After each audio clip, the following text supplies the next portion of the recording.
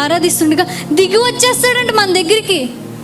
ఎందుకు? మనల్ని కలుసుకుని మనల్ని దీవించాలని, మన మంచి కోరుకుని కొన్ని మాటలు చెప్తే ఆ మాట విని ఆ మాట ప్రకారం నడుచుకుంటే మనం ఉన్నత స్థాయికి వెళ్తామని అంత తగ్గించుకుని వస్తే మందిరానికి రాం.